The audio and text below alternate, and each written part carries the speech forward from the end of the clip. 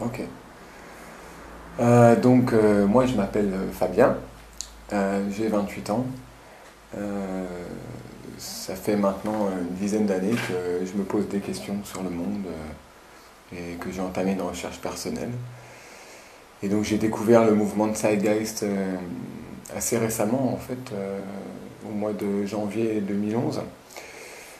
Et puis c'est vrai que j'ai été attiré tout de suite parce que les idées du mouvement m'ont beaucoup parlé, et notamment le fait qu'il y avait une proposition concrète derrière. Voilà.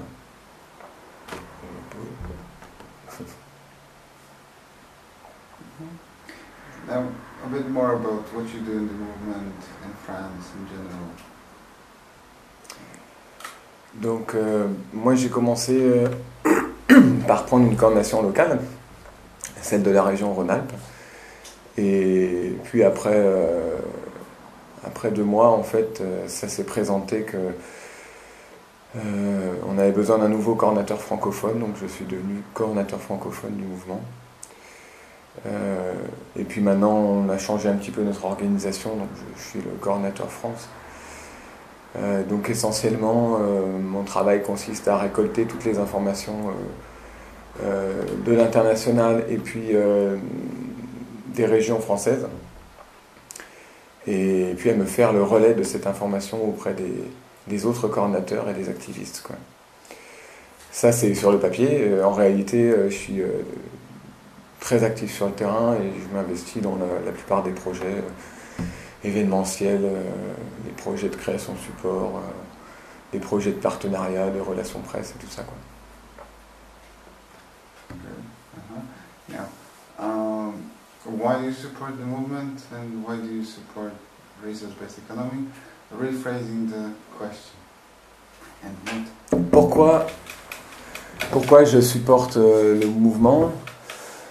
Pourquoi je soutiens l'économie basée sur les ressources? Alors, le mouvement, je le soutiens avant tout parce que le mouvement Zeitgeist a réellement une pensée positive, une vision positive du monde, de l'avenir, de l'humanité. Contrairement à ce à quoi peuvent amener les réflexions qu'on peut avoir quand on commence à décortiquer un peu les réalités du monde dans lequel on vit. Donc ça, c'est la principale raison.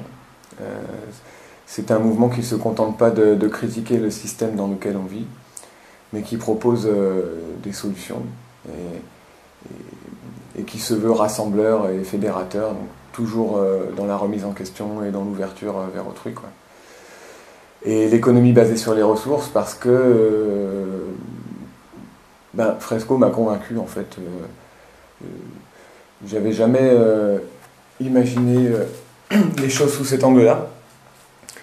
Je crois vraiment que effectivement on peut appliquer la science et la technologie pour trouver des solutions, pour gérer de manière rationnelle nos ressources, la demande, la production. Donc c'est une idée qui me plaît vraiment et que je pense pertinente, parce que pour s'opposer au capitalisme, il faut quelque chose de vraiment convaincant et séducteur, et je crois que justement l'économie basée sur les ressources, c'est quelque chose qui peut séduire les masses et trouver des adeptes, quoi. Now, tell me about the history of the movement in France, talking about these actions that you have on videos that you gave me, so that we can, when you talk about it, we can use it, and other important elements from the history of the movement, from the presence of the movement in France and future plans, and also, summary of the summer camp. Donc à propos de l'histoire du mouvement en France, comme je ne suis pas arrivé au tout début, d'autres en parleront mieux que moi, mais depuis le début de l'année là, que je suis arrivé, il s'est passé déjà beaucoup de choses. On a eu la sortie de Moving Forward, qui a attiré énormément de nouvelles personnes dans le mouvement, et ça a causé quelques problèmes parce qu'en fait on n'était pas réellement prêt à accueillir toutes ces nouvelles personnes. il y a eu quelques tensions, notamment par rapport aux questions de prise de décision. On a eu des problèmes avec certaines personnes, humainement c'était compliqué. Et puis la cerise sur le gâteau, ça a été la séparation avec le projet Vénus, où là ça a créé encore plus de confusion. Mais finalement, le bilan de tout ça, c'est quand même qu'on repart sur de meilleures bases, on s'est complètement réorganisé, on a désormais un nouveau site là, depuis le mois d'avril. On a clarifié les questions justement de décision, d'organisation, les coordinations, tout ça. On a amélioré la qualité de l'accueil des nouveaux membres. Donc globalement, ça s'améliore. Et puis, suite à l'appel lancé par Peter Joseph de faire des town hall meetings, on s'est lancé en Rhône-Alpes avec les quelques activistes que j'avais sous la main. Et on a construit une espèce de kiosque roulant, de stand roulant qu'on a baptisé la Zeitgeist Mobile. Et on l'a sorti une première fois au mois de juin. Donc on est sorti avec ce stand mobile. On s'est posé sur les quais, là, au soleil, un après-midi. Donc il y avait beaucoup de passages. Le principe de l'événement, c'était de ne pas... d'être là, bien visible, parce que le kiosque roulant... vous verrez peut-être les photos, c'est quelque chose d'assez amusant. Il y a des affiches, un grand parasol au-dessus. On servait des petites mantes à l'eau, il y avait des livres à disposition pour ceux qui voulaient. Et puis on essayait de créer une ambiance sympathique autour, donc on a fait venir quelques musiciens pour faire un peu de musique autour. Et les gens venaient à nous par curiosité en fait. Donc c'était très intéressant parce que c'est une forme différente d'activisme, en ce sens qu'on ne va pas au contact des gens d'une manière qui peut être perçue quelquefois comme agressive. Mais là, c'est plutôt les gens qui viennent à nous parce qu'ils sont curieux de voir ce chariot, ils entendent la musique, ils voient des gens en train de boire un sirop ou un thé. Donc ça les attire et du coup ils restent. Et certaines personnes sont restées plus d'1 heure avec nous à discuter, donc c'était très intéressant. Et le soir, on a pu faire une projection vidéo en plein air. Donc on va essayer de refaire ça. Ça s'est reproduit déjà au mois de juillet, là, le 30 juillet, il y a eu un deuxième town hall meeting, où là ils se sont placés près de la place Bellecour à Lyon. Ça a bien marché aussi. Donc on va essayer de le refaire maintenant de manière régulière, si possible, tous les mois. Et un autre événement important de cet été, donc c'était les premières rencontres France qui ont eu lieu près de Vierzon. Là. Donc c'était une semaine extraordinaire où on a accueilli en tout une 60aine de personnes avec une moyenne de 30-40 personnes par jour. Vraiment de belles rencontres, beaucoup de belles personnes, beaucoup d'amour, des grandes réflexions. Il y a eu toutes sortes d'ateliers, des gens qui ont fabriqué des flûtes, d'autres qui avaient amené des moteurs à Chachot. On a fabriqué des toilettes sèches, on a fabriqué des douches solaires. Il y a eu plein de choses très intéressantes. Et puis on a eu des réunions aussi assez pragmatiques entre coordinateurs et puis avec les activistes les plus engagés. Et on a posé un peu les jalons justement de ce qu'allait faire le mouvement France à l'avenir. Donc les plans pour l'avenir, c'est d'abord de renforcer et de favoriser l'émergence du réseau de Zeitgeist. On a parlé de la nécessité de quitter un peu l'internet, la toile, et de créer des rencontres dans la vie réelle, quoi.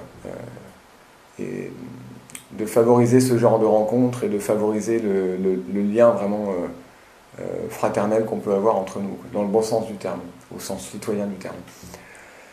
Et donc ça, c'est le premier axe. Donc pour y arriver, on a parlé de la nécessité d'avoir plus de personnes sur le terrain mobile pour aller rencontrer les gens et les motiver un peu pour qu'ils organisent des choses. On a parlé aussi de la nécessité de créer une vraie base de données activiste. Donc on a déjà des choses qui sont en route là-dessus. On va améliorer notre base de données à l'inscription sur le site. On aimerait créer une sorte de carte de France qui recense un peu tous les activistes de France et de Navarre. Donc ça, c'est une chose. On a parlé aussi de la nécessité de rencontrer les autres réseaux, de ne pas rester isolé en tant que mouvement Zeitgeist, mais d'aller rencontrer les gens qui menaient d'autres luttes ailleurs, en d'autres lieux, et de chercher à trouver les points de convergence et à travailler ensemble avec eux.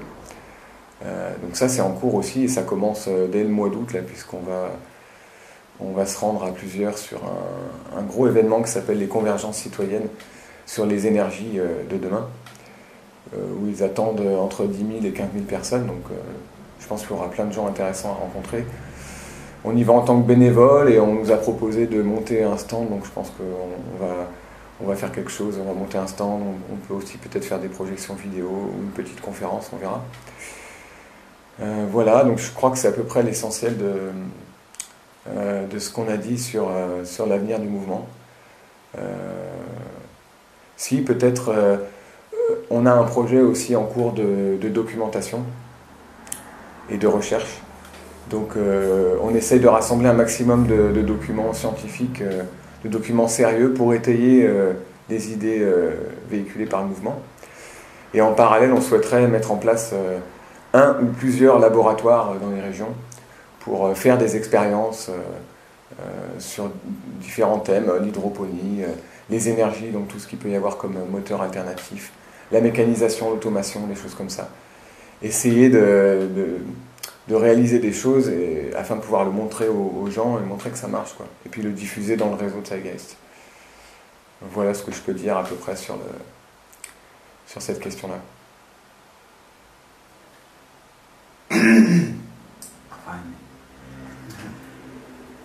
Now, about the political, social and economical situation in France, how it looks like and how do you see it? En ce qui concerne la situation politique, économique, sociale de mon pays, ça évolue rapidement.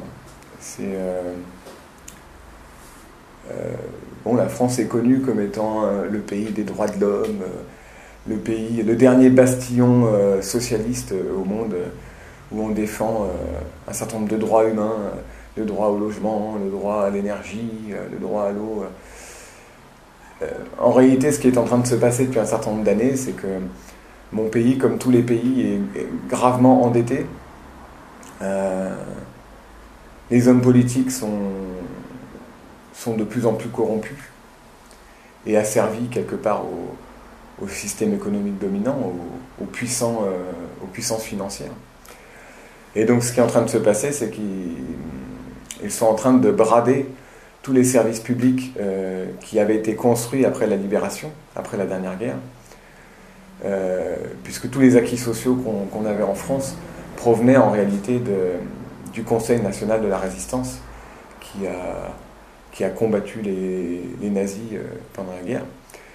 Et ces gens-là dès la fin de la guerre, avaient mis en place tout un tas de services sociaux, les retraites, les services de la santé pour tous, les allocations chômage, les allocations familiales, toutes sortes de choses. Et tout ça est en train de disparaître. Et on observe dans le monde du travail. Moi, j'ai un exemple personnel. Bon, actuellement, je ne travaille pas de manière salariée, mais j'ai eu travaillé en entreprise, en usine. Et il y a 10 ans, quand je travaillais en entreprise, quand je commençais à lancer des sujets comme ça, un peu de société, à poser des questions sur l'histoire, sur l'économie, les gens me prenaient pour un fou, quoi. Ils n'avaient pas du tout envie de parler de ça. Les seules choses qui les intéressaient, c'était le football, les bagnoles et les gonzesses, quoi. C'était les 3 sujets de conversation. Je suis retourné bosser parce que j'étais obligé, j'ai vraiment besoin d'argent cet automne, en automne 2010. Et là, j'ai été vraiment surpris parce que les gens d'eux-mêmes, moi j'avais pris l'habitude de me taire parce que j'avais compris que c'était pas la peine de parler de ça à l'usine. Mais là, les gens, c'était mes collègues de travail qui se mettaient à parler de politique, de société, sans que j'ai besoin d'ouvrir la bouche, quoi. Donc je pense qu'il y a une réelle évolution, que les gens sont en train de prendre conscience que ça ne va pas. Il y a de plus en plus de pauvreté en France. On voit apparaître des bidonvilles dans les grandes villes. C'est très inquiétant. Et ça ne va pas s'arranger puisque comme la plupart des gouvernements européens, je crois que le gouvernement français est en train de se préparer à la crise qui est encore là et qui va faire que s'intensifier, en passant des lois de plus en plus difficiles, des lois liberticides. Donc la situation n'est vraiment pas très bonne. Les gens ne se parlent plus, on est chacun isolé de notre côté, donc c'est vraiment pas très bon. Now, the funniest question, how do you see the transition from now to a resource-based economy? Comment je vois la transition? Excellente question. Je suis convaincu que la transition, de toute manière, elle passe d'abord par la prise de conscience du plus grand nombre. Mais la prise de conscience de quoi? Alors oui, de la réalité dans laquelle on vit, mais aussi de la nécessité de faire un vrai travail intérieur. Parce que, bien sûr, si l'environnement était différent, depuis la plus petite enfance, sans doute que ça produirait des individus complètement différents. Et qu'on pourrait imaginer une société qui promeut la vertu, l'amour fraternel, la solidarité, ce genre de choses. Mais pour l'instant, on est dans une société complètement individualiste. Et pour passer de l'un à l'autre, il va bien falloir qu'il y ait une génération de gens qui fassent un effort supplémentaire sur eux-mêmes pour se transformer eux-mêmes. Donc ça, c'est pour la partie personnelle, ce qu'on peut faire individuellement. Ensuite, collectivement, je vois différentes possibilités. D'abord, c'est vrai que il y a la possibilité de changer, de nous organiser pour changer concrètement nos comportements, pour recommencer à consommer local, recommencer à privilégier des produits sains. Parce que c'est vrai qu'un des pouvoirs qu'on a, c'est nos choix de consommation, donc ça c'est quand même important. Et puis il y aurait peut-être aussi la possibilité de diffuser à travers le réseau de Zeitgeist et d'autres réseaux, parce que je pense que tout ça, ça doit s'interconnecter, diffuser les solutions alternatives que peuvent représenter certains types de générateurs, justement, pour produire de l'énergie, ou certaines formes de culture, comme l'hydroponie, des choses comme ça. Tout ça, on pourrait le diffuser et le mettre en pratique dès maintenant, au nez et à la barbe des puissants, quoi. Et puis peut-être le troisième axe, c'est malgré tout une action politique au sens plus classique du terme, c'est-à-dire d'utiliser les institutions établies et retourner en fait cette arme contre eux. Et je pense qu'on peut avoir des idées comme ça, c'est pas impossible, si on commence à devenir un certain nombre, d'envisager de s'installer et de gagner du pouvoir politique dans les villages, dans les régions, et progressivement d'avoir une influence comme ça. Donc voilà, c'est un peu comme ça que je vois la transition, de manière progressive, et en partant de l'hypothèse que tout ne s'effondre pas d'un seul coup, auquel cas ce serait un peu plus compliqué d'opérer la transition en douceur, quoi. Voilà. And now, check this. Okay. Looking to this camera, in French, kind of a short, message to the people of the world. Contentez-vous de vous améliorer. C'est tout ce que vous pouvez faire pour améliorer le monde. Comme disait feu Ludwig Wittgenstein. Et tout ce que j'ai envie de dire, c'est oser. Oser plonger dans le lac de votre âme et affronter vos propres peurs et vos propres démons, afin de puiser en vous le meilleur pour pouvoir le donner aux autres, à la planète, à tout ce qui vit. Okay. Just maybe to make sure, if you can repeat the same thing to this camera, then you will have... Repeat the same thing, exactly. Not exactly, not exactly. just, you know. Avec le feu Ludwig von. Ok. Ben, ce que j'ai envie de dire, c'est... Can I go? Non.